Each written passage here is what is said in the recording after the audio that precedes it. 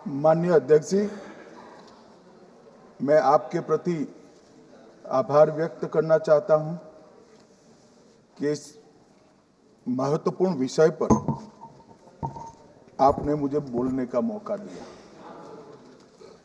माननीय अध्यक्ष जी, इस विषय पर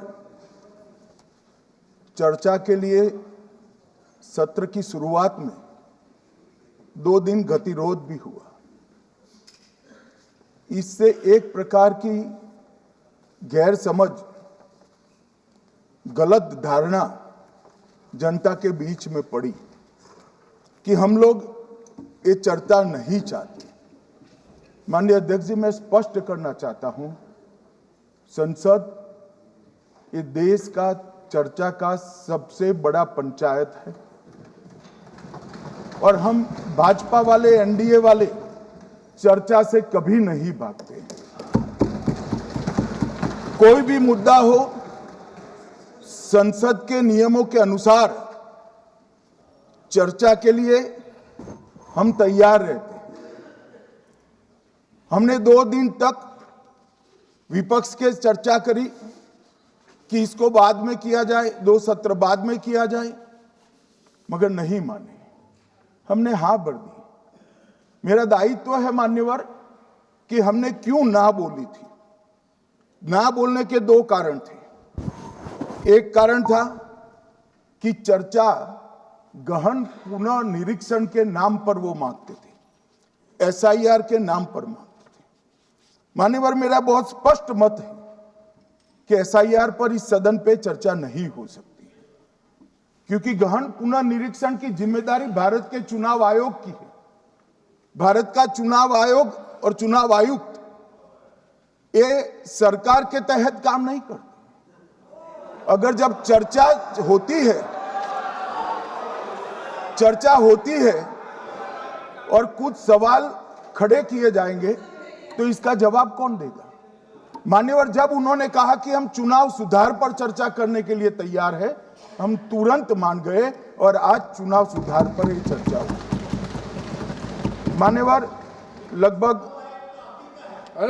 63 प्लीज मान्य दादा बीमार हो, मैं समझ रहा हूं, मगर बीमार ज्यादा हो तो घर पे रहा करो, यहां सदन का माहौल मत बिगाड़िए। मान्यवर,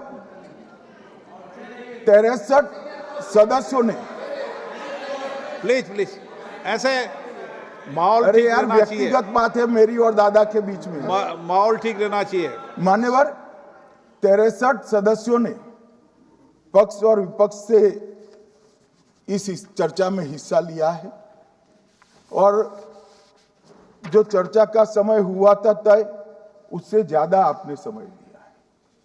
इसलिए भी मैं आपका धन्यवाद व्यक्त करना चाहता हूं। मान्यवर, चर्चा तय हुई थी चुनाव सुधारों के लिए, मगर ज्यादातर विपक्ष के सदस्यों ने एसआईआर पर ही चर्चा करी। अब चर्चा इन्होंने जिस तरह से शुरू करी है, जवाब तो मुझे देना पड़ेगा मान्यवर, और मैं मानता हूं उनको सुनना भी चाहिए। मान्यवर, इस एसआईआर पर, गहन पुनर्निरीक्षण पर एक तरफा 4 महीने से झूठ फैलाया और देश की जनता को गुमराह करने का प्रयास किया। और मेरा आग्रह है सदन के पक्ष और विपक्ष के सभी सदस्यों, मैंने एसआईआर की प्रक्रिया का, इससे जुड़े हुए संवैधानिक अनुबंधों का और भूतकाल में जो एसआईआर हुए वो सभी का गहन अभ्यास किया है। मैं आज आपके माध्यम से इस सदन को और सदन के माध्यम से पूरे देश की जनता को जो झूठ विशेषकर कांग्रेस पार्टी द्वारा फैलाया गया है, वो झूठ का मेरे तर्कों के हिसाब से जवाब देना चाहता हूं। आप बेटे बेटे ज्ञान मत दीजिए। मान्यवर,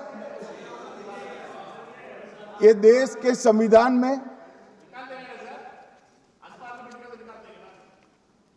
मान्यवर, ये देश के संविधान से, संविधान के अनुच्छेदों से चुनाव आयोग की रचना हुई। एक प्रकार से चुनाव आयोग एक संवैधानिक संस्था है।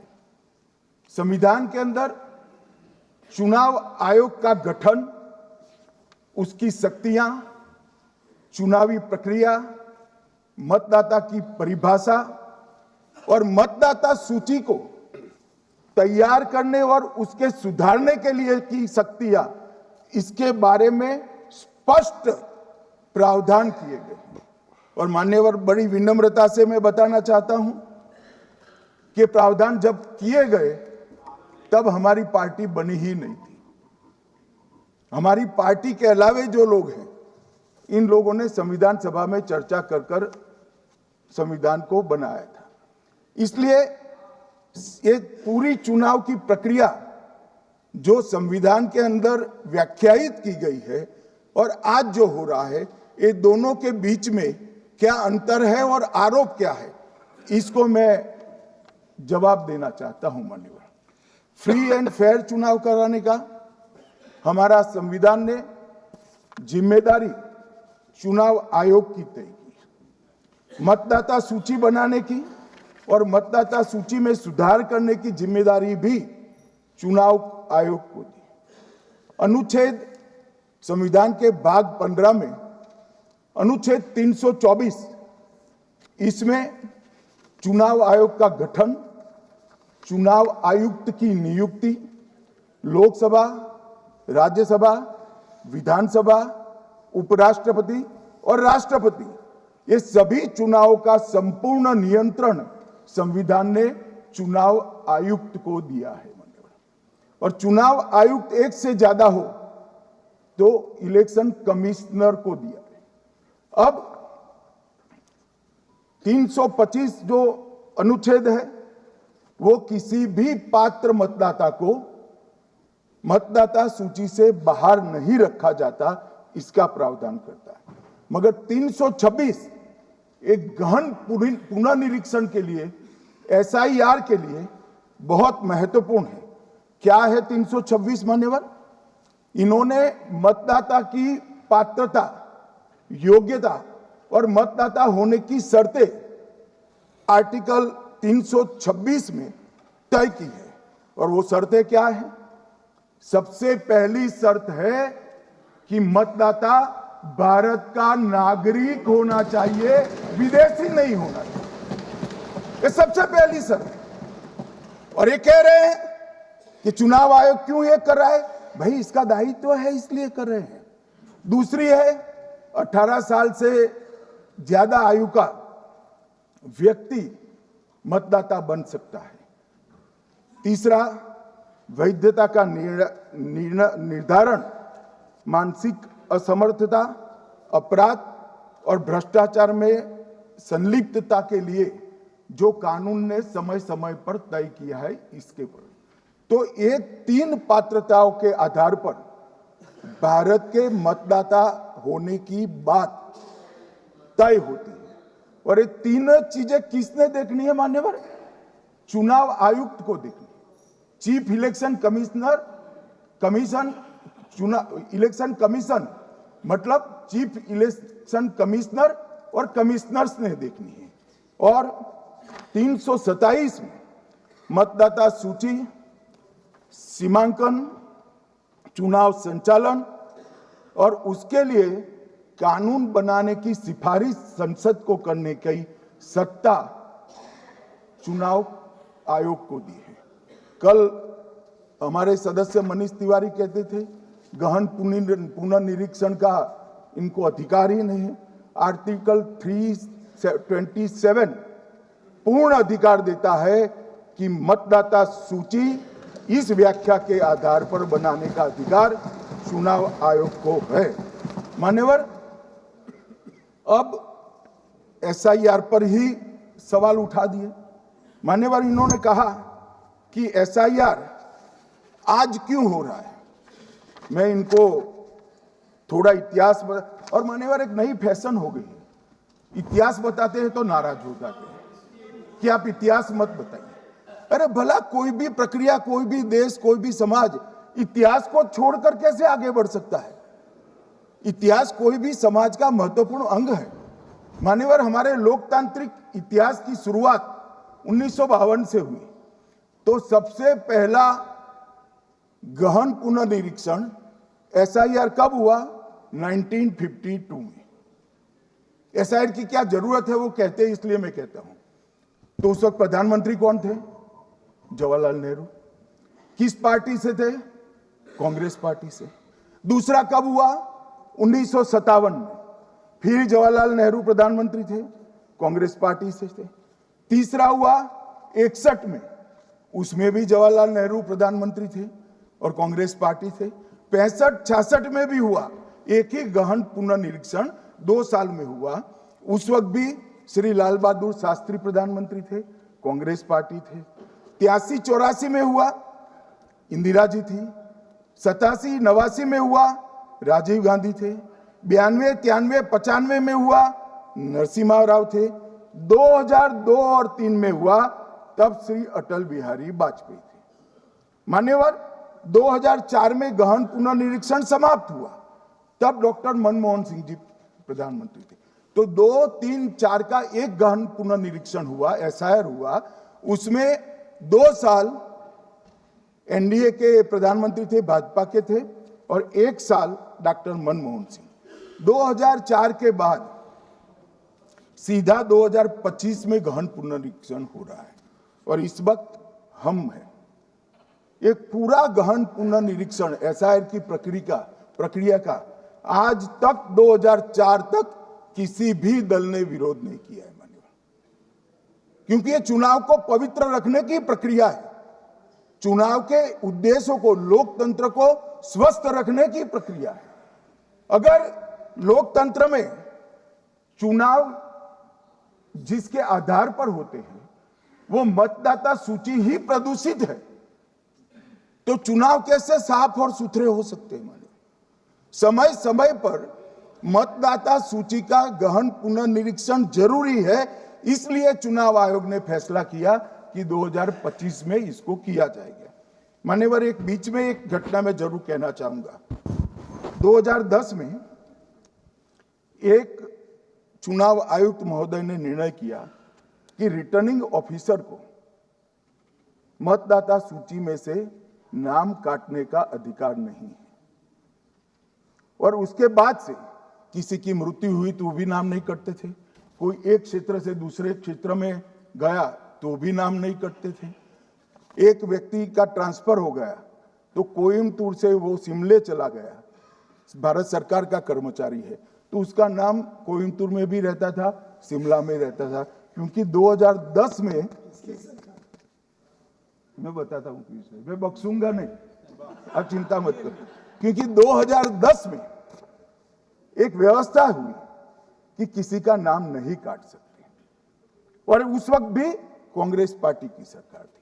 तो एक गहन पुनर्निरीक्षण क्या है? मानिए, एक गहन पुनर्निरीक्षण है कि जिनकी मृत्यु हो गई उनके नाम कट जाए, जो 18 साल से बड़े हो गए उनके नाम जोड़ जाए, जो किसी भी प्रकार से 2 जगह मतदाता है उनके नाम कट जाए, और जो विदेशी नागरिक है उनको चुन चुन कर डिलीट किया जाए।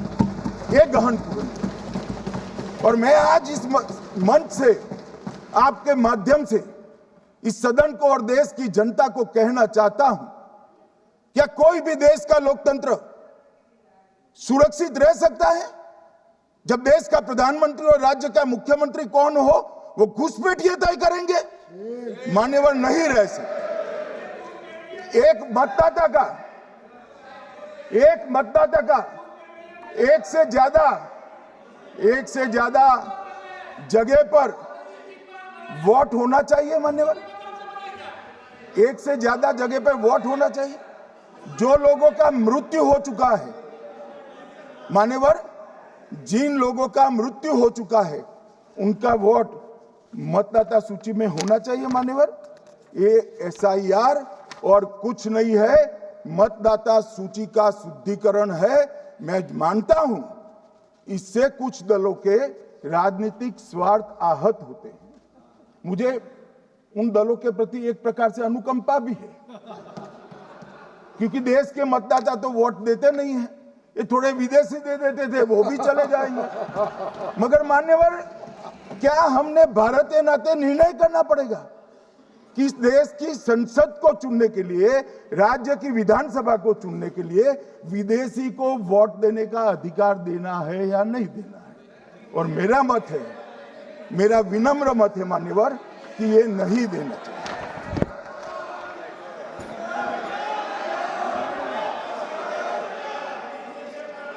दादा बैठ जाइए प्लीज प्लीज। मान्यवर,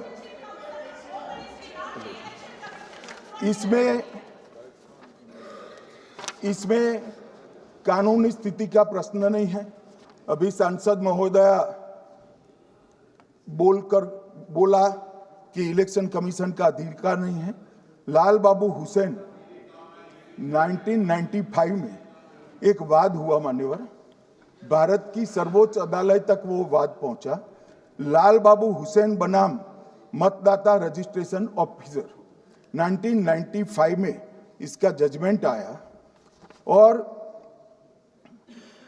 उसमें अदालत ने स्पष्ट कहा, देश की सर्वोच्च अदालत ने कहा, मैं नहीं कह रहा, जहां मतदाता का नाम दर्ज किया जाना है वहां रिटर्निंग ऑफिसर ये सुनिश्चित कर सकता है कि आवेदक भारत का नागरिक है या नहीं है। ये लोग जो कहते हैं इलेक्शन कमीशन कैसे तय करेगा, ये इनकी ड्यूटी है और ये हमारा निर्णय नहीं है, भारत की सर्वोच्च अदालत का निर्णय है और हम सब भारत की सर्वोच्च अदालत के निर्णय से बंधे हुए हैं। किसी को भी अगर वेरीफाई करना है तो लाल बाबू हुसैन बनाम मतदाता रजिस्ट्रेशन ऑफिसर 1995 का जजमेंट निकालकर मान्यवर दे दे। मान्यवर, विपक्ष के नेता राहुल गांधी जी ने 5 नवंबर 2025 को एक प्रेस कॉन्फ्रेंस में परमाणु बम फोड़ा। अब वो परमाणु बम के अंदर उन्होंने कहा कि हरियाणा में एक ही घर में 501 वोट पड़ गए। चुनाव आयोग ने इतनी स्पष्टता करी कि हाउस नंबर 265 कोई छोटा मकान नहीं है और 1 एकड़ का पुश्तैनी प्लॉट में अनेक परिवार बस रहे, मगर वहां हर परिवार के घर का नंबर नहीं दिया गया है, इसलिए सब जगह हाउस नंबर 501 दिया गया और एक परिवार की तो 3 पीढ़ियां साथ में रह सकती है। और पुराने नंबर से ही जब हरियाणा में कांग्रेस की सरकार चुनी गई तब से ये नंबर इसी तरह से चल रहा है। ये ना कोई फर्जी घर है ना फर्जी वोटर है। मान्यवर, वोट चोरी का नैरेटिव बनाने के लिए माननीय सदस्य, एक मिनट। मान्यवर, मेरा विपक्ष के नेता से एक निवेदन है कि 2 मिनट सुन ले मुझे, बाद में उनको बोलने का मौका दीजिए। मान्यवर, 2 मिनट। मान्यवर, मेरा आपसे विनम्र निवेदन है, मैं आधी रात तक बैठने के लिए तैयार हूं, मुझे कोई आपत्ति नहीं। मेरा भाषण समाप्त हो जाए, अरे सुनिए ना भाई, सुनो ना, 2 बड़े बोलते हैं तब बीच में नहीं बोलते। मान्यवर, बिहार में एक मतदाता की उम्र 34 साल बताई गई, 34 साल की है, इसको 124 साल बताया गया। सच था कि इसमें उम्र 124 बार छपी थी। बाद में मिंता देवी जी ने खुद बताया कि उन्होंने ऑनलाइन आवेदन किया था और वो ऑनलाइन आवेदन करने में गलती हो गई, इसके कारण उम्र 124 साल छपी थी। अब इसके आधार पर मतदाता सूची पर प्रश्न कर दिए। सुबोध कुमार नवादा प्रेस कॉन्फ्रेंस में कहा गया कि एक राजनीतिक दल के बीएलए है, इनका नाम कभी आया ही नहीं, वो भी सच नहीं निकला। रंजू देवी रोहतास, उनको कहा कि एक कार्यकर्ता, उन्होंने बाद में रंजू देवी जी ने स्टेटमेंट दिया, जबरन बुलाकर उनकी वोट वोटर लिस्ट से नाम काट लिया गया, ऐसा आरोप हुआ। तो रंजू देवी ने यही कहा कि कांग्रेस के कार्यकर्ताओं को कहने पर मैंने गलत जानकारी दी थी। मान्यवर, ये जो प्रेस कॉन्फ्रेंस हुई और उसने जिस प्रकार का देश में माहौल बनाया, चलो ये तो मैंने आरोप जो लगाए थे और सत्य क्या है कहा, मगर मैं विपक्ष के नेता ने जो प्रेस कॉन्फ्रेंस में कहा कि मतदाता सूची ठीक नहीं है, इसको सुधार करना चाहिए, तो भाई गहन पुनर्निरीक्षण क्या है, एसआईआर क्या है, मतदाता सूची का सुधार करने की प्रक्रिया है, और वो कर रहे हैं तो भी विरोध कर रहे हैं, पुरानी मतदाता सूची कर रहे हैं तो भी विरोध कर रहे हैं। भाई मतदाता सूची पुरानी हो या नहीं, आपका हारना तय है, ये मतदाता सूची से नहीं होगा। मान्यवर, उन्होंने कहा अपने लॉजिक के समर्थन में कहा कि भारतीय जनता पार्टी को कभी एंटी इनकम्बेंसी का सामना नहीं करना पड़ता। मान्यवर, एंटी इनकम्बेंसी इनके खिलाफ होती है जो जनहित के विरुद्ध काम करें। ये बात सही है कि भाजपा को एंटी इनकम्बेंसी का फायदा विरोध बहुत कम करना पड़ता है। हमारी सरकारें बार बार चुनकर आती हैं, चाहे राज्य में है या केंद्र में, परंतु ऐसा नहीं है कि हम 2014 के बाद एक भी चुनाव नहीं हारे। छत्तीसगढ़ में 18 में हारे, राजस्थान में 18 में हारे, मध्य प्रदेश में 18 में हारे, कर्नाटक में भी 14 के बाद हारे, तेलंगाना में हम जीत नहीं पाए, चेन्नई में हम जीत नहीं पाए, बंगाल में भी हम हारे। भाई तो तब तो ये मतदाता सूची बहुत अच्छी होती है, तब से नए कपड़े पहनकर आप शपथ ले लेते हो। उस वक्त मतदाता सूची का विरोध नहीं करते हो, और जब मुंह की पटखनी पड़ती है बिहार की तरह, तब मतदाता सूची का विरोध करते हो। माननीय मेरे दोहरे मापदंड नहीं चलेंगे लोकतंत्र में। जब आप जीतते हो तब चुनाव आयोग महान है, जब आप हारते हो तो चुनाव आयोग निकम्मा है, बीजेपी का कहने पर चलता है। जब आप जीतते हो मतदाता सूची अच्छी है, मतदाता सूची अच्छी है, और जब आप हारते हो तो मतदाता सूची खराब है। मान्यवर, मुझे कोई आपत्ति नहीं, इस प्रकार का भ्रांति फैलाए तो फैलाए, मेरा दायित्व है कि इस देश की जनता को एक ड्यूअल स्टैंडर्ड की जानकारी देना, जो मैं आज इस सदन में खड़े होकर दे रहा हूं। मान्यवर, आगे पर भी मैं इस विषय को कहूंगा, और ढेर सारे आरोपों के मेरे पास जवाब है। जो 3 प्रेस कॉन्फ्रेंस में, एक सादा प्रेस कॉन्फ्रेंस, एक एटम बम वाला प्रेस कॉन्फ्रेंस, एक परमाणु बम वाला, ये तीनों में क्या हुआ, इसके सारे जवाब मेरे पास है। मान्यवर, अब ये कहते हैं कि 2-2 जगह है, 2-2 जगह मतदाता है। मान्यवर, किन किन लोगों के 2-2 जगह मतदाता, मैं इसमें जिनके नाम 2 जगह रजिस्टर्ड है उसका दोष नहीं निकालता मैं, क्योंकि एक जगह से कोई व्यक्ति दूसरी जगह गई तो 2010 के बाद इसको डिलीट करने का अधिकार आरओ के पास से ले लिया गया। इसके कारण ये विसंगतियां खड़ी हुई है।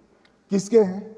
श्री प्रशांत किशोर जी के 2 जगह मतदाता है, पवन खेरा जी का भी है, तेजस्वी यादव का स्वयं का है, टी सिद्दीकी एनआईसी केरल के नेता का है, मान्यवर संजय सिंह आप पार्टी के नेता के हैं, एक किशोरी पेडनेकर यूबीटी शिवसेना के हैं, इनका भी है।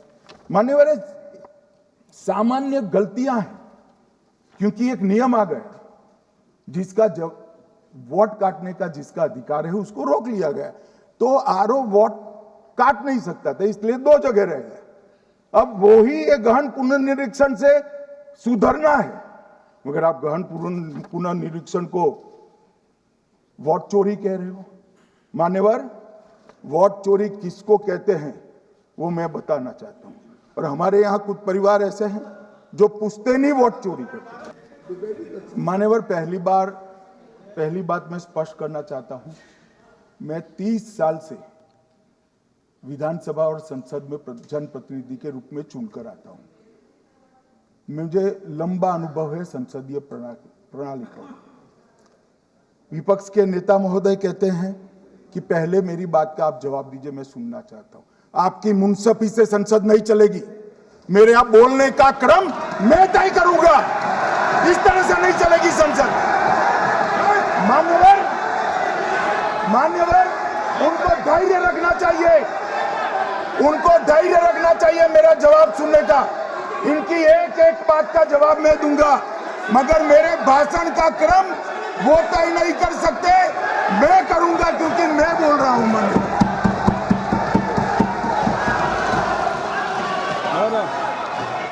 मान्यवर, मैंने इतना ही कहा कि मैं मेरे भाषण का क्रम मैं तय करूंगा। मेरे भाषण का पहले क्या बोलना, बाद में क्या बोलना, मैं तय करूंगा। और मैं मानता हूं कि हर एक वक्ता का ये अधिकार है, उनका भी है, मेरा भी है। कल वो बोल रहे तो हम ऐसा थोड़ी ना बोले आप झूठ क्यों बोल रहे हो, हम नहीं बोले, नहीं बोल सकते साहब। वो माननीय विपक्ष के नेता है, वो बोल सकते अपना भाषण। मान्यवर, और मैंने तो ये भी कहा मेरा पूरा भाषण छूट कर कुछ बच जाता है तो आप पूछिएगा, मैं जवाब दूंगा। मगर अब धैर्य भी चाहिए और सुनना भी चाहिए, दोनों चीजें करनी पड़ती है। मान्यवर, वोट चोरी का कोहराम बचा।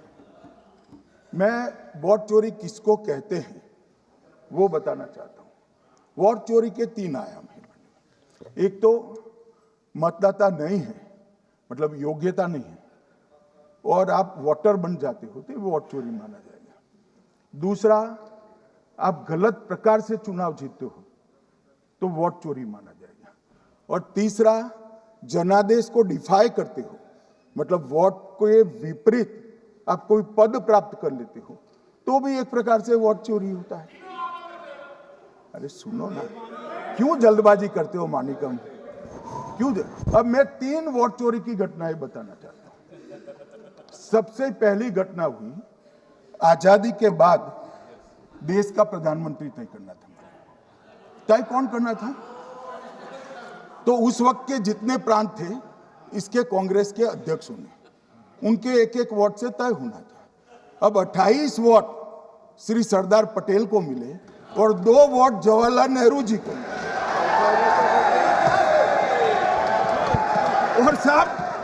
और साहब प्रधानमंत्री जवाहरलाल जी बने। मान्यवर, दूसरे प्रकार की वोट चोरी और नैतिक तरीके से चुनाव जीता, ऐसी वोट चोरी भी भूतकाल में एक बार हुई थी। श्रीमती इंदिरा गांधी रायबरेली से चुनी गई। इलाहाबाद हाईकोर्ट में श्री राजनारायण पहुंचे कि चुनाव नियमों के अनुसार नहीं हुआ। इलाहाबाद हाईकोर्ट ने ये तय कर दिया कि श्रीमती गांधी ने उचित तरीके से चुनाव नहीं जीता है, हम इसको रद्द कर देते। मान्यवर, ये भी वोट चोरी थी, बहुत बड़ी वोट चोरी थी। और उसके बाद में क्या हुआ? उसके बाद में वो वोट चोरी को ढकने के लिए संसद में कानून लाया गया कि प्रधानमंत्री के खिलाफ कोई केस ही नहीं हो सकता। मैं विपक्ष के नेता को कहना चाहता हूं, इम्यूनिटी की बात आप चुनाव आयोग की पूछ रहे हैं, इसका तो मैं जवाब दूंगा, इम्यूनिटी का।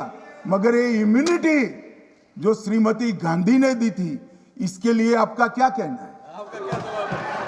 और उन्होंने तो स्वयं के लिए ले ली ना।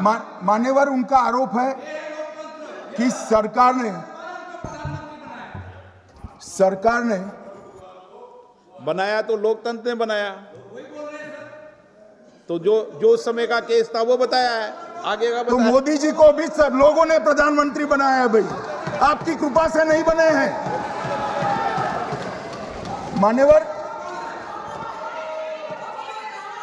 मान्यवर, विपक्ष के नेता ने कहा कि आपने चुनाव आयुक्तों को इम्यूनिटी दी।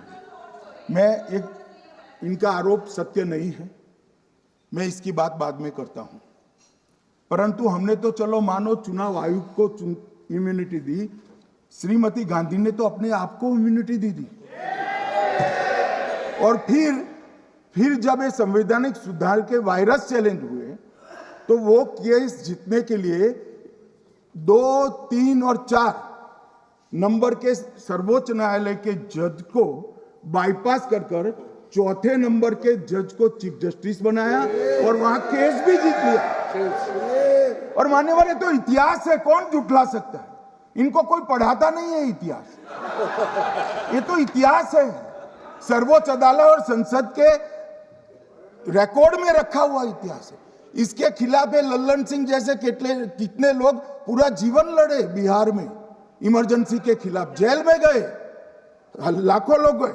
और तीसरी वोट चोरी कहना चाहता हूं, तीसरी वोट चोरी का प्रकार मैंने बताया था कि योग्यता नहीं है और मतदाता बन जाना। अभी अभी एक वाद पहुंचा है, वाद मतलब डिस्प्यूट पहुंचा है दिल्ली की सिविल अदालत में। उसमें डिस्प्यूट ये है कि सोनिया गांधी जी इस देश की नागरिक बनने से पहले मतदाता बने। मान्यवर, मैंने इतना ही कहा है कि अदालत में केस चल रहा है जो फैक्चुअल है। अब जवाब तो उनको अदालत में देना है, सोनिया जी ने यहां क्यों दे रहे हैं? अदालत में जवाब देना है। मान्यवर, मैंने कुछ ऐसा नहीं कहा, मैंने सिर्फ इतना कहा है कि एक वाद दायर हुआ है दिल्ली की अदालत में। मैंने कोई कंक्लूजन नहीं कहा, मैंने कहा कंक्लूजन कहा, मैंने कोई कंक्लूजन नहीं कहा। कंक्लूजन तो जब उनका नोटिस का जवाब वो दे देगी तब अदालत देगी, तब फिर से बताऊंगा मैं। मगर अभी तो मैंने सिर्फ इतना कहा है कि वहां एक केस रजिस्टर्ड हुआ है जिसमें श्रीमती गांधी को नोटिस इश्यू किया है। इसमें इतने लाल पीले होने की जरूरत क्या है? मान्यवर, हम सबका साझा दायित्व है, हम भी विपक्ष में बैठे, हम चुनाव जितने जीते हैं इससे ज्यादा हारे हैं। हम लोगों का तो एक प्रकार से पौना जिंदगी ही विपक्ष में ही चला गया, चाहे राज्य हो या केंद्र हो। कई चुनाव हमारे, हमने चुनाव आयुक्त और चुनाव आयोग पर कभी आरोप नहीं लगाया। एक नया पैटर्न खड़ा, एक नया पैटर्न। मैं पूरा वाक्य नहीं बताना चाहता। श्रीमती ममता बनर्जी ने चुनाव आयोग पर आरोप लगाए, स्टालिन जी ने लगाए, बीडी सतीशन जी ने लगाए, श्री राहुल गांधी ने लगाए, मल्लिकार्जुन खड़गे जी ने लगाए, तेजस्वी यादव जी ने लगाए, अखिलेश यादव जी ने लगाए, वी शिवन कुट्टी ने लगाए, हेमंत सोरेन जी ने लगाए, भगवंत मान जी ने लगाए।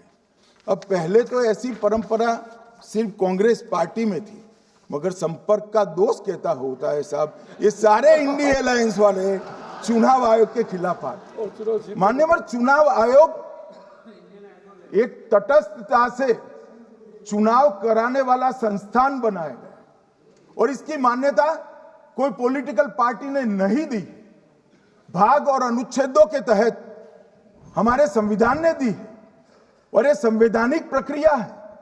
इस संवैधानिक प्रक्रिया पर सवाल खड़े कर कर, अनर्गल आरोप कर कर आप पूरे चुनाव आयोग की एक प्रकार से पूरे दुनिया में इसकी छवि को धूमिल करने का काम कर रहे हैं।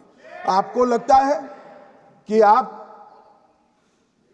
सरकार की छवि धूमिल करें? ना जी, आप पूरी दुनिया में भारत के लोकतंत्र की छवि को धूमिल करें। मान्यवर, सरकार का तो इतना ही सवाल है, मान्यवर सरकार का तो इतना ही सवाल है कि भारत के मतदाता क्या सोचेंगे। मगर मतदाता का सोचने का सवाल नहीं है। मतदाता को तो मालूम है कि हमने तो वोट दिया है इसलिए चुनकर आए हैं, तो उसके मन में कोई डाउट नहीं है।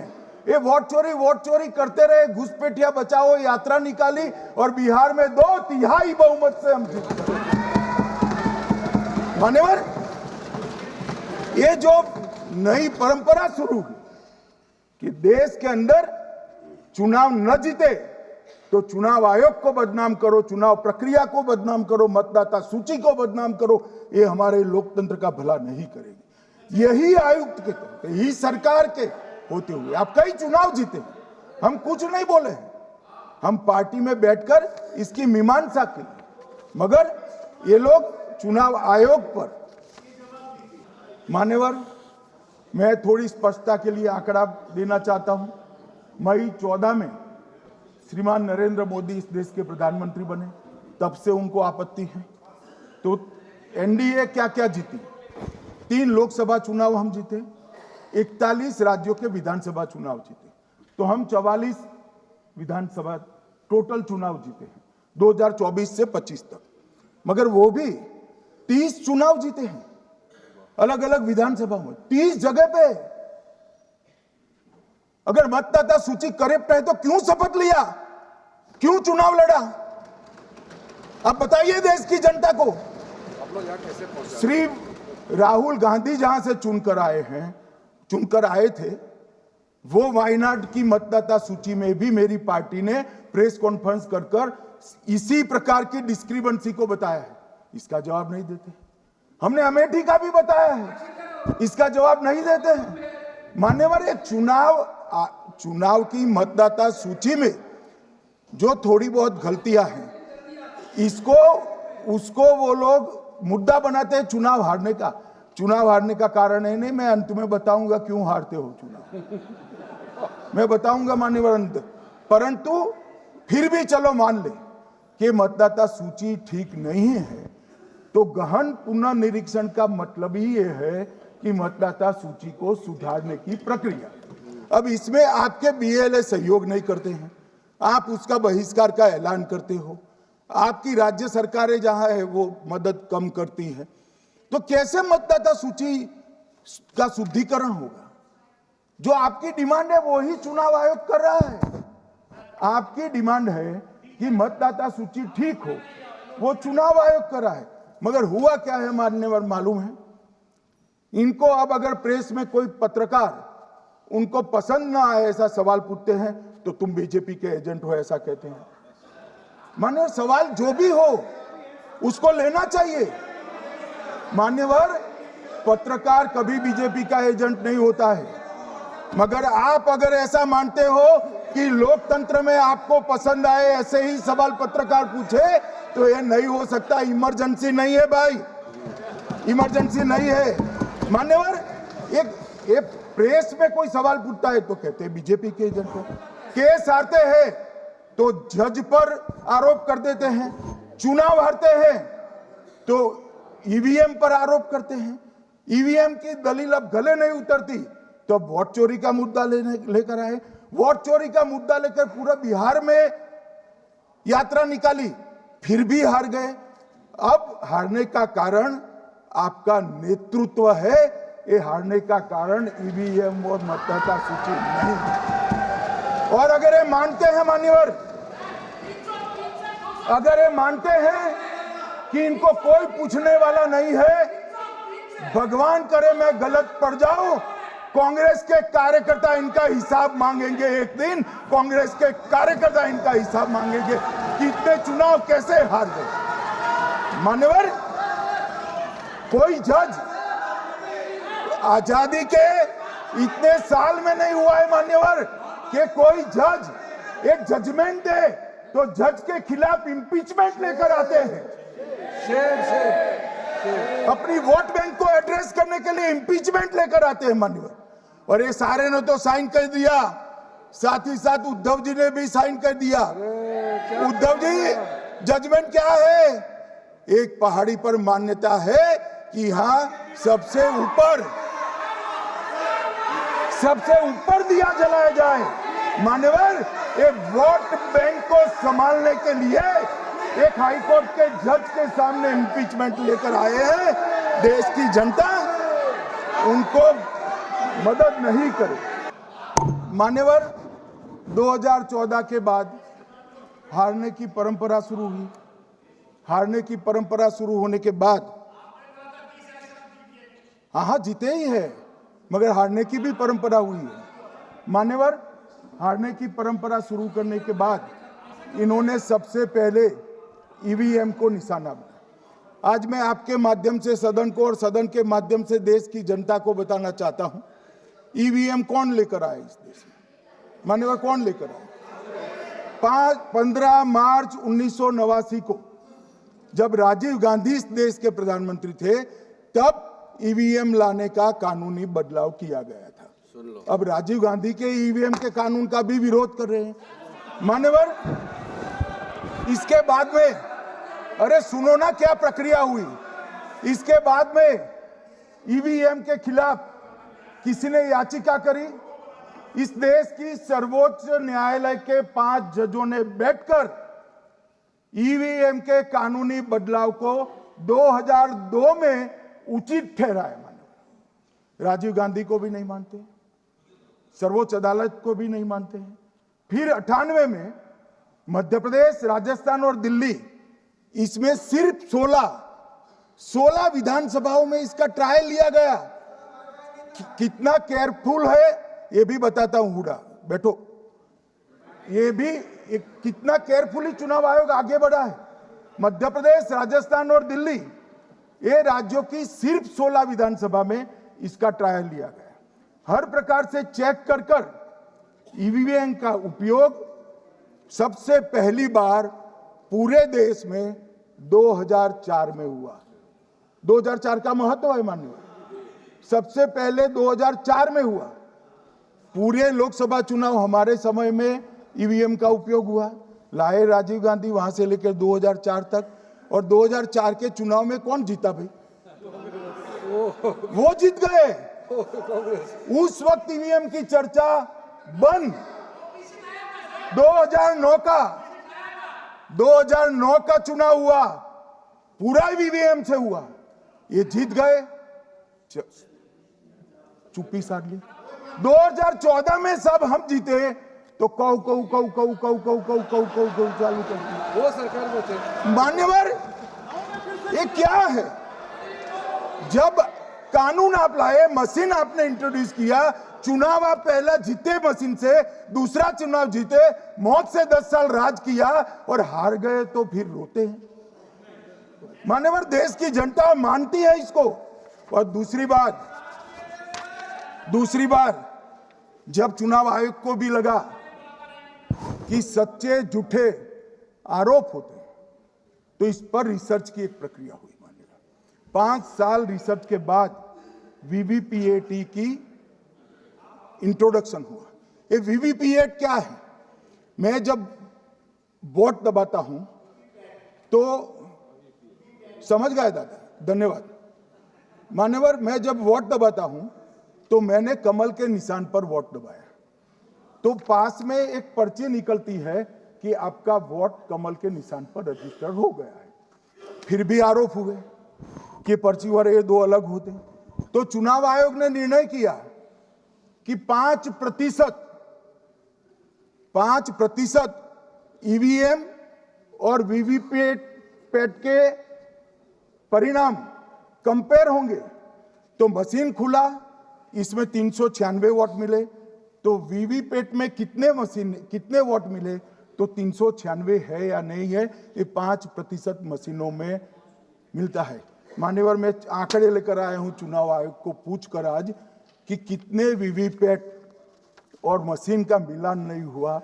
आज तक 16,000 मशीन और वीवीपैट का मिलान हुआ है, एक भी वोट का बदलाव नहीं। और ये जब मतगणना होती है तब उनके पोलिंग एजेंट बैठते हैं मान्यवर, परिणाम पर वो साइन करते हैं, दोनों प्रकार के, मशीन के और वीवीपीएटी के परिणाम पर भी साइन करते हैं मान्यवर। और ये इस पर आरोप लगा रहे हैं मान्यवर। अब ये कह रहे हैं कि उस वक्त वाईफाई नहीं थी। सबसे पहली बात, 2004 में वाईफाई आ चुकी थी, मगर फिर भी चलो मान लो, आरोप लगाते गए। ईसीआई ने 2009 में एक छेड़छाड़ के आरोप पर भाग लेने के लिए 10 राज्यों में 100 ईवीएम लगाई गई। सब लोगों ने प्रयास किया, 2009 में कोई छेड़छाड़ नहीं कर पाया। फिर भी आरोप लगाए तो 2017 में इलेक्शन कमीशन ने जून 2017 में 3 दिन तक ईवीएम इलेक्शन कमीशन की ऑफिस में रखे कि कोई भी पार्टी आकर, कोई भी टेक्नोक्रेट आकर, कोई भी साइंटिस्ट आकर ईवीएम को हैक कर बता दे। ये तो गए ही नहीं, ये नहीं गए मान्यवर। ये सिर्फ प्रेस में आरोप करते, ना अदालत में जाते हैं, ना चुनाव आयोग के पर जाते मान्यवर, मगर एक्सपर्ट भी नहीं गए। आप कोई एक्सपर्ट भेज देते भैया, एक्सपर्ट भी नहीं भेजा। और मान्यवर 2017 में फिर चुनाव आयोग इस निर्णय पर पहुंचा कि आने वाले सब चुनाव ईवीएम से होते हैं। अब चुनाव आयोग ने तो निर्णय कर दिया, मगर मैं भी साहब थोड़ा ज्यादा सोचता हूं। मान्यवर, मैंने सोचा कि भाई कुछ गलती नहीं है,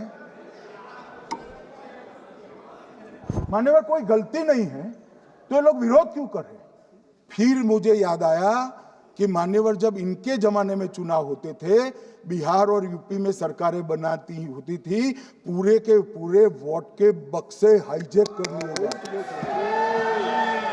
ईवीएम आने से ये बंद हो गया, ईवीएम आने से बंद हो गया।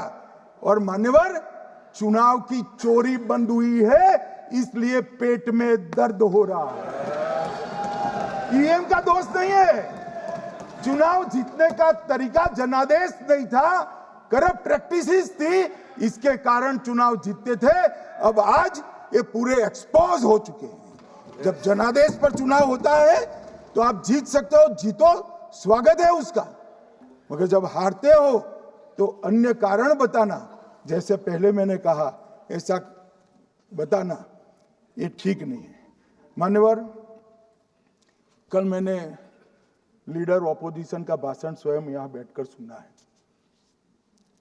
पूरा भाषण उनका धागों में उलझ गया, थ्रेड्स में उलझ गया।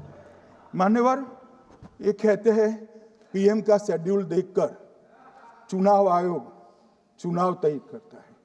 मेरा सभी सांसद महोदय से करबद्ध निवेदन है कि चुनाव होने के पहले के 1 महीने पीएम का शेड्यूल, और पीएम को लगभग 24 और 16 कितना होता है, 40 महीना हो गया। इसमें से किसी भी 1 महीने का शेड्यूल दिखाओ। पीएम की गति ही इतनी है, कोई भी महीना उठाओगे तो इतने ही प्रवास करते हैं। मानवर, इसको चुनाव का कोई लेन देन नहीं है। हमारे प्रधानमंत्री जनसंपर्क में आजादी के बाद सबसे ज्यादा प्रवास करने वाला प्रधानमंत्री, और मैं जानता हूं साहब, मैं जानता हूं नरेंद्र मोदी जी को 2001 से मैं बता सकता हूं, एक भी दिन की छुट्टी नहीं, एक भी वैकेशन नहीं, लगातार जनता का काम करना। मैंने कभी नहीं देखा उनको वैकेशन में। कई बार इनका अनुकरण करने का प्रयास करते हैं तो बीपी बढ़ जाता है इतना, ये फिर रुक जाएंगे फिर। मान्यवर, ये पूरी चर्चा चुनाव सुधार पर थी। मैंने आज ये भी जांच करा,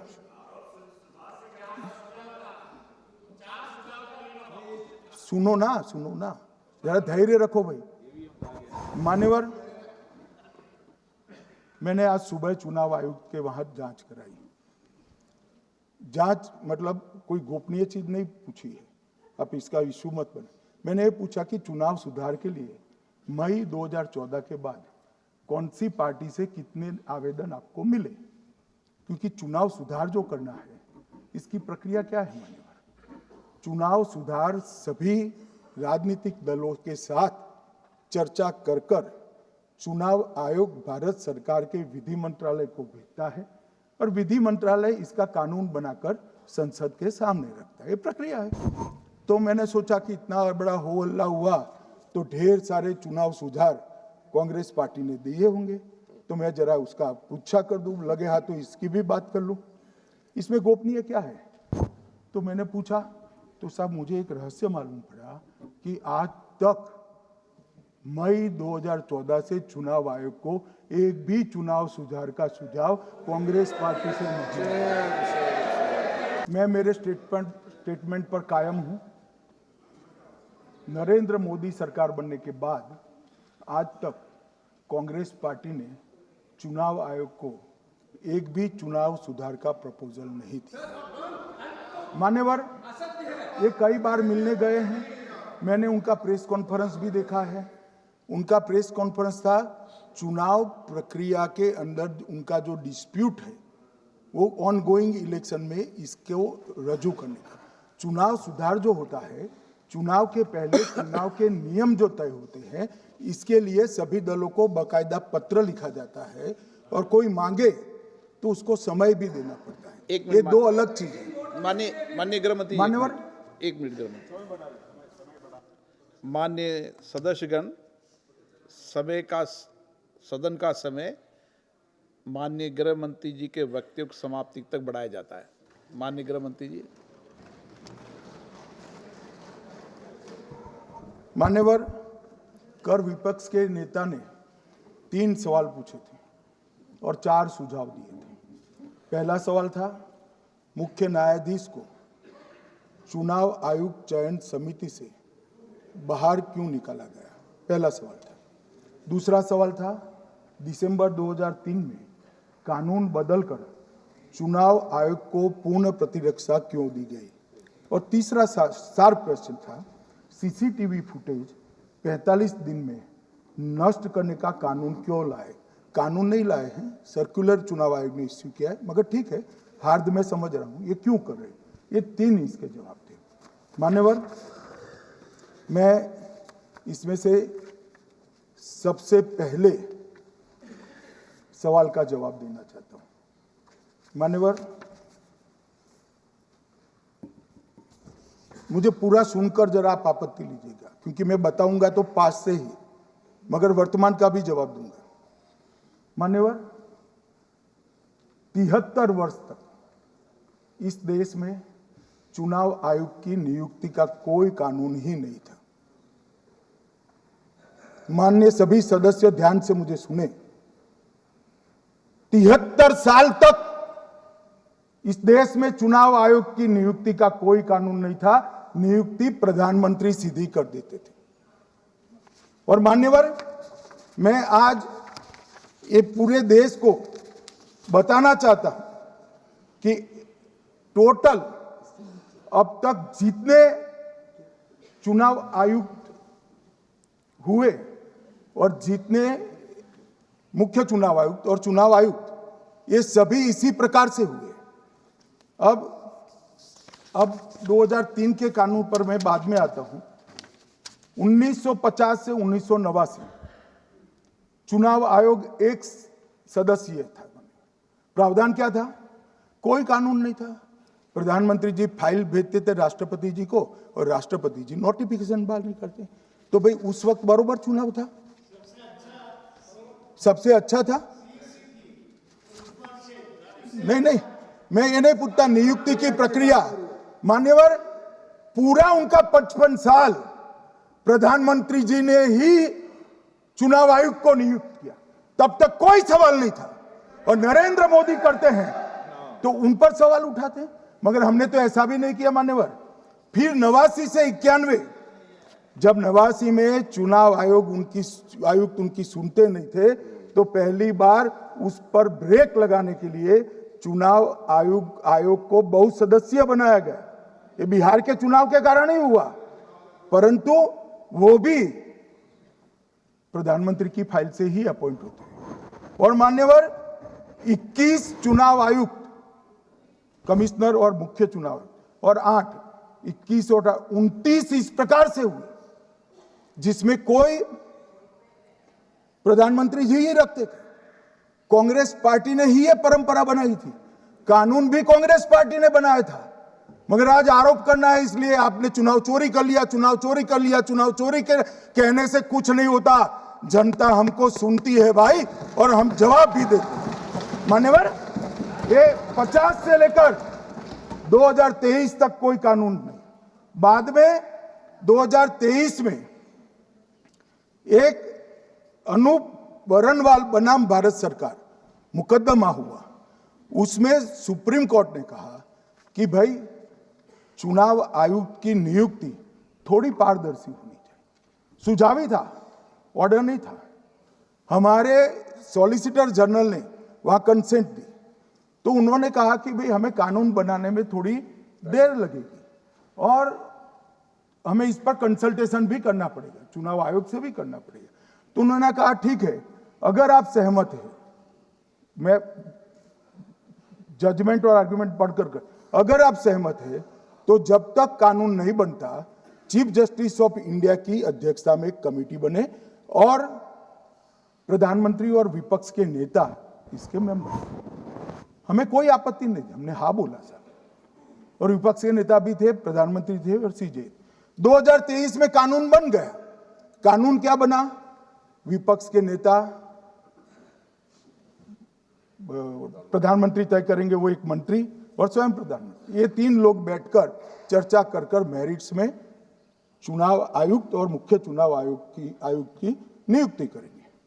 मान्यवर, हमारे टाइम में तो और पारदर्शी, ये कह रहे हैं हमारा तो 33% ही हिस्सा है। वही 33% तो है ना, हमारा तो हिस्सा ही नहीं था। और मान्यवर, मैं रिकॉर्ड से बताता हूं, 2012 में सीयूसी की नियुक्ति होनी थी। अडवाणी जी ने सुझाव दिया लिखकर कि एक प्रणाली बना जाए, नहीं बनाया और BS संपत जी को सीधा चुनाव आयुक्त बना दिया। उसके बाद में भी एक व्यक्ति कैसे है इसकी चर्चा है। नवीन चावला, जिसको आपातकाल की भूमिका पर शाह आयोग ने कहा था ये निष्पक्ष नहीं है, उनको मुख्य चुनाव आयुक्त बना दिया। जबकि मुख्य चुनाव आयुक्त गोपाल स्वामी ने इनके खिलाफ पक्षपात के सबूत भी भेजे, खारिज कर दिए। मान्यवर, सुने नहीं। हमारे समय में ऐसा कभी नहीं हुआ है। हमारे समय पर विरोध होता है, मगर पक्षपात के सबूत किसने नहीं दिए हैं। और भाई, जहां तक 66% और 33% का सवाल है, आप कह रहे हो कि वहां 2 लोग होते हैं और आप एक होते हैं, ये तो हम तय नहीं करते हैं। 140 करोड़ की जनता तय करती है कौन 66 होगा और कौन 33। यहां कौन बैठेगा वो तो 140 करोड़ लोग तय करते हैं।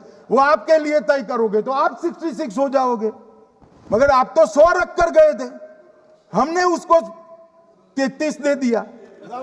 मान्यवर, ये क्या सवाल उठाते? और वो समझते हैं कि मैं बोलता हूं तो बस ये ब्रह्म वाक्य होगा। ऐसे नहीं होता है मान्यवर, हर चीज के तर्क होते हैं। इनका जो भाषण तैयार करते हैं वो भी ठीक से नहीं करते, रिसर्च नहीं करते।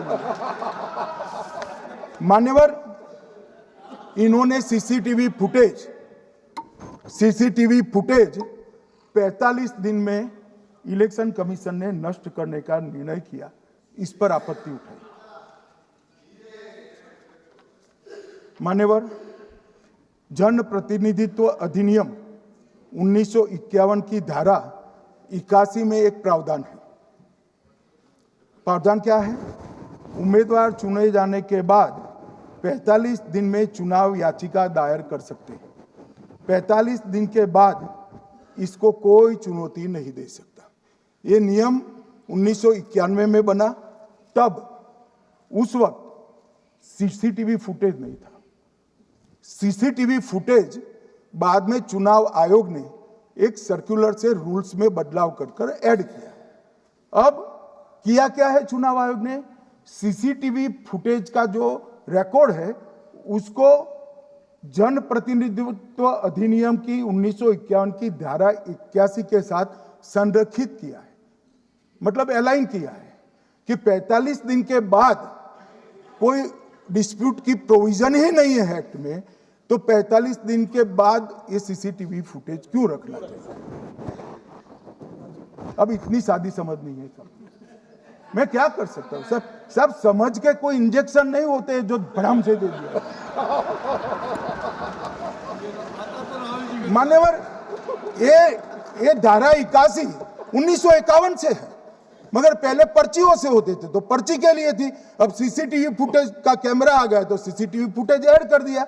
मान्यवर, उन्होंने कहा, और इस वक्त जब सीसीटीवी फुटेज जब प्रक्रिया में ऐड किया, तब स्पष्ट चुनाव आयोग ने कहा था कि सीसीटीवी रिकॉर्डिंग संवैधानिक दस्तावेज नहीं है, ये आंतरिक प्रबंधन है। किस चीज का आंतरिक प्रबंधन? कि चुनाव सीज होने के बाद कोई पुनः मतदान की अर्जी करता है कि भाई ये मतदान मथक में चुनाव ठीक नहीं हुआ, तो चुनाव आयोग जो निर्णय करता है वो सीसीटीवी फुटेज के आधार पर करता है। पहले मौखिक करता था, टेक्नोलॉजी आई, सीसीटीवी फुटेज स्वीकार कर लिया। अब ये आंतरिक प्रबंधन के लिए है मान्यवर। फिर भी चुनाव आयोग का जो निर्णय है मैं बताता हूं। उन्होंने कहा सामान्य जनता को एक्सेस होना चाहिए, रूल्स बनाया गया है, सामान्य व्यक्ति सीसीटीवी फुटेज उच्च न्यायालय में जाकर 45 दिन के अंदर ऑर्डर करा सकता है। अब ये कहेंगे 45 दिन में जजमेंट नहीं आएगा, मगर उच्च न्यायालय इतना ऑर्डर कर सकता है कि ये सीसीटीवी फुटेज आप डिस्ट्रॉय मत करना। मान्यवर, राजनीतिक दलों को एक्सेस देने का उन्होंने प्रावधान करा है, तो वो चुनाव को चैलेंज करे राजनीतिक दल 45 दिन के अंदर। ऑटोमेटिक जो चुनाव चैलेंज होता है मान्यवर, उसका सीसीटीवी फुटेज नियमों से हम चुनाव आयोग रिजर्व कर देता है। मान्यवर, ये प्रक्रिया कुछ पढ़ते नहीं। इसके बाद पॉलिटिकल एजेंटों को एक्सेस होनी चाहिए। पॉलिटिकल एजेंट भी मान्यवर हाईकोर्ट से इसको प्राप्त कर सकता है। अब करते कुछ नहीं, एक भी ना हाईकोर्ट में अर्जी करी, ना चुनाव आयोग में करी, और सीसीटीवी फुटेज का बहाना लेकर बोलने लगे। अब इतने लाखों बूथों का सीसीटीवी फुटेज हर नागरिक मांगने लगा कोई कारण के बगैर, तो किस प्रकार से चुनाव आयोग दे सकता है? किस प्रकार से दे सकता है? यहां हुआ क्या है, सब प्राप्त करना चाहते हैं वो प्रेस कॉन्फ्रेंस कर। उनको लगता है कि मेरी प्रेस कॉन्फ्रेंस ये संवैधानिक प्रावधान के तहत होती है। ऐसा नहीं होता है भाई। प्रेस कॉन्फ्रेंस जो करते हो जिन मुद्दों का, इसकी लीक कर अर्जी दे दो, टपक से मिल जाएगी सारी दिख, मगर अर्जी नहीं करते, कोर्ट में नहीं जाते हैं, चुनाव आयोग में नहीं जाते हैं, और चुनाव चोरी हो गया, चुनाव चोरी हो गया, चुनाव चोरी हो गया करते। मान्यवर, ऐसे नहीं चलेगा। इस देश को, लोकतंत्र को आप धूमिल नहीं कर सकते, और सबने सीखना चाहिए, और भाषण ढंग से तैयार करने का भी सीखना चाहिए। मान्यवर,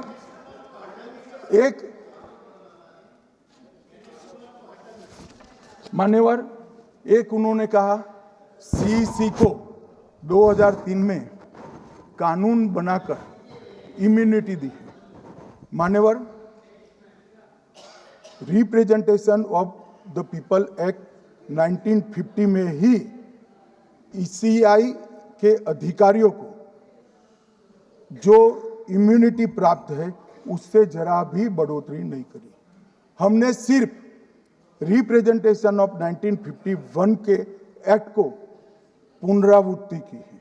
मान्यवर, आरपीए एक्ट की धारा 32 और आरपीए एक्ट 51 के सुधार की धारा 146C कहती है कि चुनाव आयोग के कोई भी अधिकारी, जिसमें इलेक्शन कमिश्नर आ जाते हैं, इस पर कोई मुकदमा चुनाव प्रक्रिया के लिए नहीं चल सकता। ये प्रावधान है मान्यवर, और वो प्रावधान को 23 के कानून में इसको भी हमने संरेखित किया है मान्यवर। इतने सारे वकीलों को राज्यसभा दे रखी है, भगवान जाने क्या करते हैं सर, अपने नेता को ब्रीफ भी नहीं करते। मान्यवर, ये वाक्य आप निकाल सकते हैं, ये वाक्य निकाल सकते हैं। मान्यवर, फिर ये सब हो रहा कल देर रात को मान्यवर मैं मेरा भाषण तैयार कर लूं, तो मैंने अपने आप को पूछा कि ये सब इतना स्पष्ट है तो ये मुद्दा क्यों उठा रहे? मेरी समझ में अगर इतना पढ़कर आता है तो उन्होंने भी तो पढ़ा होगा। ये मुद्दा क्यों उठा रहे? मूल मुद्दा है अवैध घुसपैठियों को मतदाता सूची में रखने का। मान्यवर, ये 200 बार भी बहसकार करेंगे, एक भी अवैध घुसपैठियों को इस देश में हम वोट नहीं देंगे।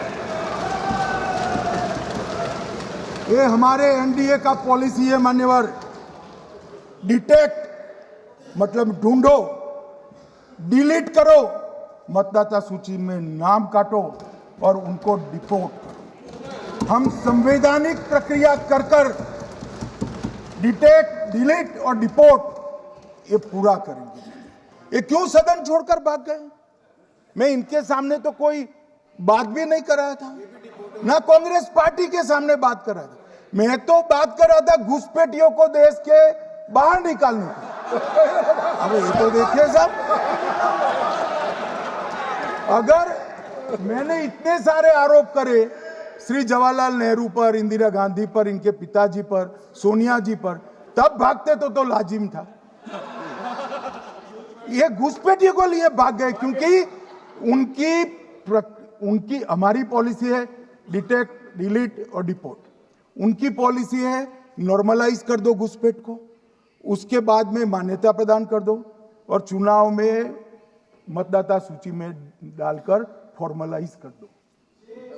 मगर साहब ये लंबे समय तक नहीं चलना।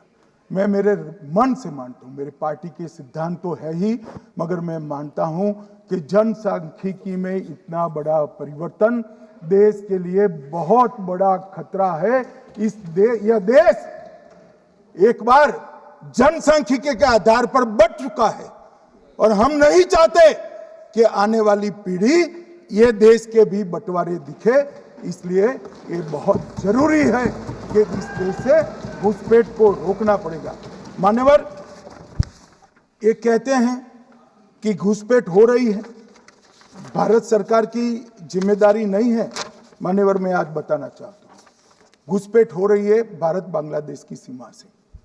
वहां पर कुल 2216 किलोमीटर बॉर्डर है, इसमें से 1653 किलोमीटर बॉर्डर बन चुकी है। अब 563 कहां बाकी रही है मान्यवर मालूम है? केवल और केवल एक राज्य बंगाल। आसाम का पूरा हो गया, मेघालय का पूरा हो गया, त्रिपुरा का पूरा हो गया, जम्मू कश्मीर का पूरा हो गया, पंजाब का पूरा हो गया, राजस्थान का पूरा हो गया, गुजरात का पूरा हो गया, खाली बंगाल का बाकी रखा है। और मैं आज कहना चाहता हूं टीएमसी के लोगों को भी, ये राहुल जी के साथ में रहकर घुसपैठिया बचाओ यात्रा बिहार में निकली, साफ हो गए। आप भी घुसपैठियों को बचाओगे तो वहां भारतीय जनता पार्टी का विजय तय। मान्यवर, ये कहते हैं कि घुसपैठ क्यों हो रही? आप बॉर्डर नहीं बनाने देते, फेंसिंग नहीं करने दोगे, घुसपैठ नहीं होगी। फिर भी चलो, मैं पूछना चाहता हूं कि घुसपैठ होकर सबसे पहले घुसपैठिया कहां आता है? कहां आता है? तो गांव में आता है। पटवारी को मालूम नहीं पड़ता, गांव के थाने वाले को मालूम नहीं पड़ता। इसकी मतदाता सूची में नाम डालने के लिए आधार कार्ड कहां बनता है? वहीं बनता है। उसका राशन कार्ड कहां बनता है? बंगाल में बनता है। और मतदाता सूची में कौन सी मतदाता सूची में ऐड होता है? तो बंगाल में होते। आपकी कोई जिम्मेदारी नहीं है। मान्यवर, ये देश के भविष्य और सुरक्षा के साथ खिलवाड़ कर रहे। कभी कभार चुनाव तो जीत जाओगे घुसपैठियों के आधार पर, परंतु इस देश की सुरक्षा को आप ताक पर रखो। मैं आज कहना चाहता हूं मान्यवर, बिहार की जनता ने एक बहुत महान फैसला किया है घुसपैठिया बचाओ यात्रा के खिलाफ जनादेश, और बंगाल भी ये करने जा रहा है। मान्यवर, आने वाले दिनों में करेंगे, उनको मालूम नहीं। मान्यवर, मैं कल राहुल गांधी जी ने एक विषय कहा था कि सारी संवैधानिक संस्थाएं आपने करप्ट कर दी। मैंने पूरा बताया कि चुनाव आयोग की नियुक्ति के पहले क्या नियम थे। उन्होंने ये कहा कि महत्वपूर्ण पद पर आरएसएस की विचारधारा के लोग रख दिए जाते हैं। तो इसमें क्या आपत्ति है भाई? क्या इस देश में कोई कानून बना है कि आरएसएस की विचारधारा वाले हैं उनको कोई महत्वपूर्ण? अरे इस देश का प्रधानमंत्री आरएसएस की विचारधारा वाला है, इस देश का गृह मंत्री आरएसएस की विचारधारा वाला है, और जनादेश से बनकर आए, आपकी कृपा से बनकर नहीं आए मान्यवर।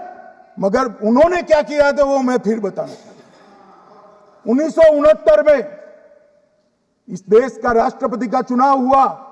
1969 में इंदिरा जी अपनी पार्टी के अंदर ही संघर्ष करती थी। पार्लियामेंट्री बोर्ड ने राष्ट्रपति के चुनाव के प्रतिनिधि के रूप में कांग्रेस पार्टी का अधिकृत उम्मीदवार बनाया श्री संजीव रेड्डी को, और इंदिरा जी ने प्रधानमंत्री रहते हुए अपने पार्टी के मैंडेट को ही डिफाई कर कहा कि राष्ट्रपति का चुनाव में वोटिंग अंतर आत्मा की आवाज से करनी चाहिए, और उन्होंने श्री वीवी गिरी को प्रत्याशी बनाया। और फिर हुआ क्या? अल्पमत में थी वो। संजीव रेड्डी जी के वोट ज्यादा थे। जीतने के लिए उन्होंने कम्युनिस्टों से समाधान किया और इस देश की सारे संस्थान पर, शिक्षा संस्थान पर, महत्वपूर्ण संवैधानिक पद पर कम्युनिस्टों को बिठाने का काम इंदिरा गांधी जी ने, और वहीं से इस देश के विमर्श को बदलने का काम किया है, वहीं से किया है। वामपंथी विचारधारा इस देश के प्रकृति को, इस देश के स्वभाव को, इस देश की जनता को स्वीकार्य नहीं है और इसीलिए वामपंथी लुप्त हो गए। माननीय उन्होंने इस देश के युवा धन को वामपंथी विचारधारा पर डाइवर्ट करने का काम किया है, जो 2014 से फिर से नरेंद्र मोदी जी ने इसको एक अच्छी तरीके से, लोकतांत्रिक तरीके से परिष्कृत करने का काम कर रहे हैं माननीय। और ये कह रहे हैं कि आरएसएस के विचारधारा वालों को रखते हैं। कोई ऐसा कानून नहीं है मान्यवर कि आरएसएस की विचारधारा वाला व्यक्ति कोई, आरएसएस की विचारधारा क्या है? देश के लिए मरना ही आरएसएस की विचारधारा। देश को समृद्धि के परम शिखर पर ले जाना ही आरएसएस की विचारधारा है। देश की संस्कृति का झंडा बुलंद करना ही आरएसएस की विचारधारा। ये क्या समझाते हैं? हम ऐसे मान लेंगे? हम नहीं डरते साहब किसी से, हम नहीं डरते। मैं मेरी ही बात करता हूं। मैं तो 10 साल का था और नारे लगाता था, आसाम की गलियां सुनी है, इंदिरा गांधी खूनी है। हम तो वहां से लड़ते लड़ते आए हैं, हम नहीं डरते मान्यवर। और मान्यवर, इन्होंने कहा कि वोट चोरी से जीतते हैं, वोट चोरी से नहीं जीते हैं। आपने सर्जिकल स्ट्राइक का विरोध किया, इसलिए हम जीते। आपने एयर स्ट्राइक का विरोध किया, इसलिए जीते हैं। आपने 370 हटाने का विरोध किया, इसलिए जीते हैं। आपने राम मंदिर बनाने का विरोध किया, इसलिए जीते हैं। आपने घुसपैठियों को हटाने का विरोध किया, इसलिए जीते हैं। आपने सीएए का विरोध किया, इसलिए हम जीते हैं। आपने ट्रिपल तलाक हटाने का विरोध किया, इसलिए जीते हैं। और आप 1 नेशन 1 इलेक्शन का विरोध कर रहे हो, इसलिए हम फिर से जीते हैं। माननीय 60 करोड़ गरीबों के घर में इस देश के प्रधानमंत्री जी ने घर पहुंचाया, गैस पहुंचाया, पानी पहुंचाया, शौचालय पहुंचाया, 5 किलो अनाज मुफ्त पहुंचाया और 5 लाख तक की दवाइयां मुफ्त कर दी। क्या समझते हैं कि वोट चोरी कर जीते हैं?